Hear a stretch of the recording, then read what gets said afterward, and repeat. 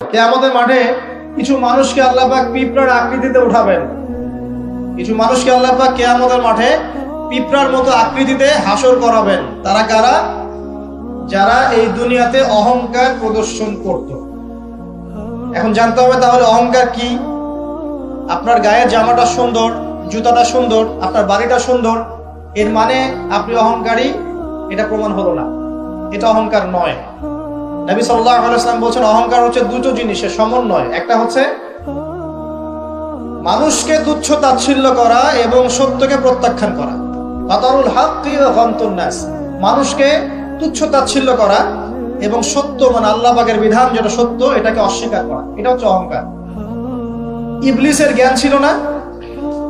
ইবলিস কি আবেদ ছিল কিনা? আবেদ বোঝেন কিনা? আবেদ মানে যে প্রচুর ইবাদত বন্দেগী করেছে আল্লাহ পাকের। ইবলিস কি আল্লাহর ইবাদত করে নাই? আল্লাহ পাক কি তাকে অনেক উঁচু মর্যাদা দেননি? কেন তাহলে সে চিরস্থায়ী জাহান্নামী হচ্ছে? উত্তর কি? একটা আদেশ আল্লাহ পাক করেছিলেন আদম আলাইহিস সালামকে সিজদা করার। ওয়া ইয কুলনা লিল মালাইকাতি ইসজুদু লিআদম ফাসাজাদু ইল্লা ইবলিস। আল্লাহ পাক ফেরেশতা মণ্ডলী সবাইকে বলেছিলেন যে আদমের সামনে সিজদা করো, সম্মানের সিজদা করো।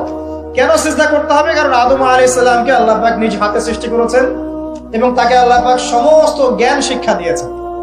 জ্ঞানের কারণে আদম আলাইহিস সালাম এখানে সুপিরিয়র।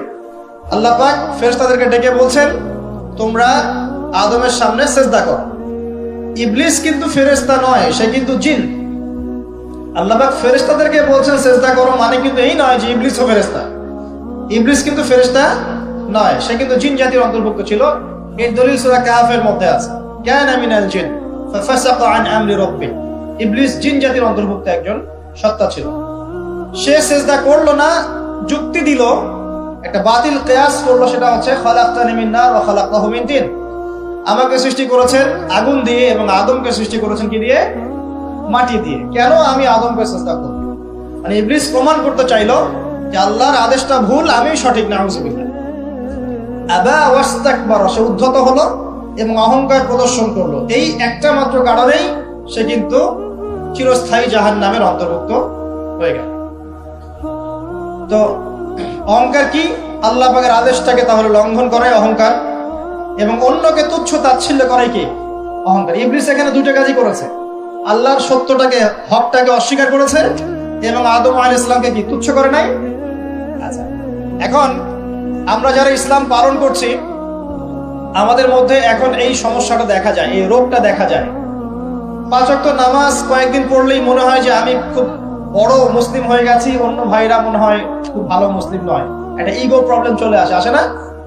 কথাবার্তা চালচলনে একটু ডিগ্রি সার্টিফিকেট অর্জন করলে মনে হয় যে আমি অনেক কিছু করে ফেলেছি, বা আমল কিছু ভালো করেছি, মানুষকে না দেখানো পর্যন্ত ঘুম হচ্ছে না।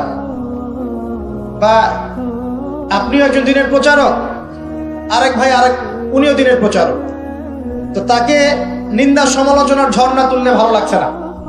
মানে মানুষকে আন্ডার এস্টিমেট না করলে নিজের সুপিরিয়র এই সত্যটা প্রকাশ পাচ্ছে না, এটা কিন্তু অহংকার।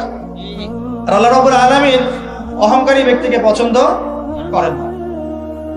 অহংকার সম্পর্কে আল্লাহ পাক বলেছেন, এটা সম্ভবত হাদিসে কুদসিতে আছে, উলামায়ে কেরাম ভালো বলতে পারবেন, যে অহংকার আল্লাহর চাদর, এটা নিয়ে কেউ টানা হাসরা করলে আল্লাহ পাক সেটা সহ্য করবেন না। প্রিয় ভাইরা, ওয়াদা আমরা করে এসেছিলাম, ওয়াদার খেলাফ করলে কিন্তু আমরা মুনাফিক হয়ে যাব।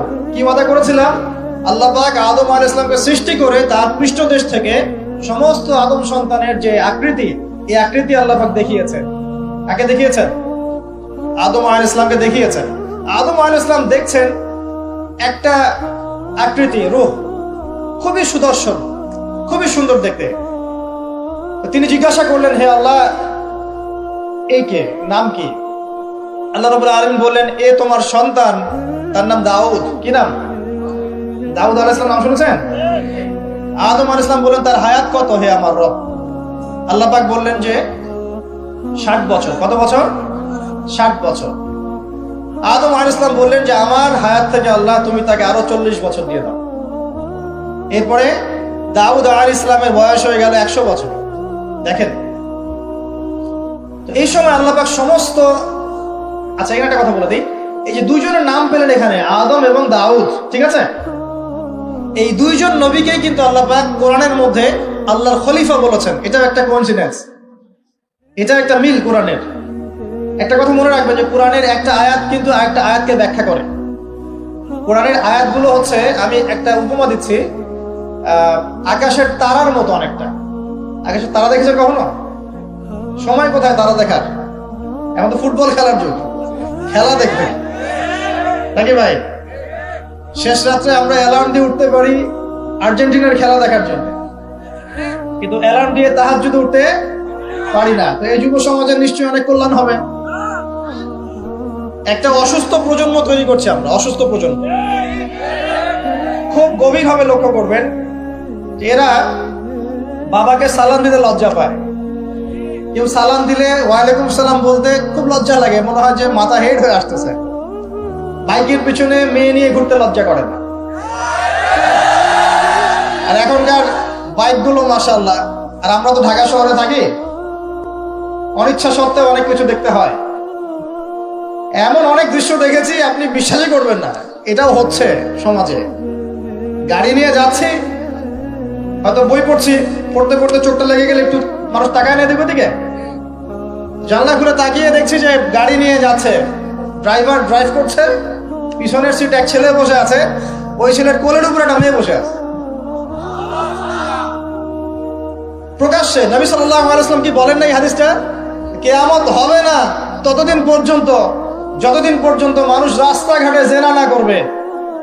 মেলে নাই হাদিস? কিয়ামতের কোন নিদর্শনের জন্য অপেক্ষা করছেন বলেন? নবীজি বলেছেন জীবনের শেষের দিকের একটা হাদিসে, হাদিসে জিবরিল, এখানে নবী সাল্লাল্লাহু আলাইহি ওয়াসাল্লাম মাত্র দুইটা আলামত বলেছেন কিয়ামতে। কয়টা? এই দুইটার মধ্যে একটা হচ্ছে ওয়ান জারুল হুফাতাল আওরাতাল আলাতা রিয়াশাই ইয়াতাতাওয়ালুনা ফিল বুনিয়ান। সমাজের সবচেয়ে নিম্ন শ্রেণীর নগ্ন পায়ের, মানে জুতা কেনার টাকা ছিল না, নগ্ন গায়ের মানে কাপড় কেনার টাকা ছিল না, এই শ্রেণীর মানুষ, ধনীদের কথা বলা হচ্ছে না, এই গরিব নিঃস্ব শ্রেণীর মানুষ ইয়াতাতাওয়ালুনা ফিল বুনিয়ান, উঁচু উঁচু অট্টালিকা নির্মাণের প্রতিযোগিতা করবে। মিলেছে? মধ্যপ্রাচ্যের অনেক কান্ট্রি আছে, তাকিয়ে দেখবেন। একসময় বেদুইন ছিল, বেদুইন মরুভূমিতে থাকতো। এখন দেখবেন কনস্ট্রাকটিভ বিল্ডিং নির্মাণের কারো 100 তলা, কারো 200, কারো 150 প্রতিযোগিতা। আমাদের ঢাকা শহরে গিয়ে দেখবেন, ঢাকার মতো বড় বড় শহরগুলো যেগুলো আছে, বাংলাদেশ হোক অন্যান্য কান্ট্রিগুলোর হোক, আর পশ্চিমার তো কথাই নাই, বিগত 100, 200, 300 বছরে এই কনস্ট্রাকটিভ বিল্ডিং নির্মাণের প্রতিযোগিতা বেড়েছে বেশি। এগুলো আগে ছিল না। জীবনের শেষের দিকে নবী এই হাদিস বলে গেছে সাল্লাল্লাহু আলাইহি ওয়াসাল্লাম। একটা প্রশ্ন, কিভাবে নিঃস্ব একজন মানুষ এরকম উঁচু উঁচু বিল্ডিং নির্মাণ করতে পারে? 10 তলা, 20 তলা, 50 তলা, কিভাবে সম্ভব? আমার গবেষণা, ক্ষুদ্র গবেষণা হচ্ছে তিনটা পদ্ধতিতে হতে পারে। এক, যদি তার কাছে কোনো গুপ্তধন আসে, আল্লাহর পক্ষ থেকে কোনো ধন সম্পদ চলে আসে, যেমন ব্ল্যাক অয়েল, মানে ব্ল্যাক গোল্ড, বুঝতে পারছেন কার কথা বলছি? তেল, মাটির নিচে তেলের খনি পেয়ে গেলে আপনি তো মাশাআল্লাহ সচ্ছল এখন করতে পারবেন। সোনার খনি পেলে করতে পারবেন। 2 নাম্বার হচ্ছে সুদের মধ্য দিয়ে সম্ভব নিঃস্ব মানুষের বিল্ডিং তোলা।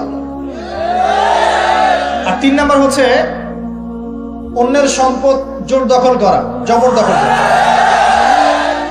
আমার কাছে মনে হয় এই 3টা পদ্ধতি হতে পারে, যার মধ্য দিয়ে একজন নিঃস্ব মানুষ উঁচু উঁচু বিল্ডিং নির্মাণের প্রতিযোগিতা করবে। ইয়াতাতাওয়ালুনা ফিল বুনিয়ান, নবীজি বলেন নির্মাণ করবে এমন না, কম্পিটিশন হবে। তোমার 10 আমার 11, তোমার 11 আমার 12, তোমার 12 আমার 13।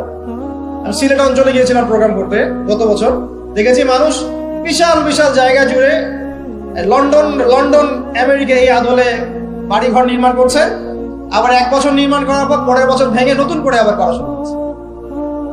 কত শখ, কত টাকা পয়সা মানুষের। অথচ এই ধন সম্পদের হিসাব আল্লাহর কাছে কড়াই গন্ডায় দিতে হবে না?